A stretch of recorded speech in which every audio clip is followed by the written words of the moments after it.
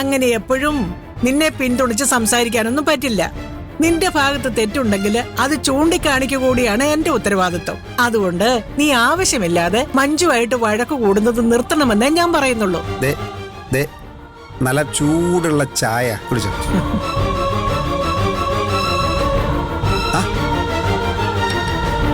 ഇതെന്താണ് ഇവിടെ കൊണ്ടുവന്നിട്ടിരിക്കുന്നത്? ഇനി ഇത് മറന്നു പോകും, എന്നിട്ട് പുതിയത് വാങ്ങേണ്ടി വരും. 2 ദിവസം പോരാ കളഞ്ഞതാ. എവിടെയാ പോയതെന്ന് പോലും ഇവക്കറിയില്ല. ഈ ഓർമ്മശക്തിയും വെച്ചിട്ടേ ഇയാളെങ്ങനെ ഡോക്ടറാവുമെന്ന് എനിക്കറിയാത്തത്. മോളെ, ഞാൻ ഈ ഡ്രസ് ഒന്ന് മാറിയിട്ട് വരാവേ. ഞാനേ കിച്ചൺ ഡ്യൂട്ടിയിലേക്ക് കയറട്ടെ.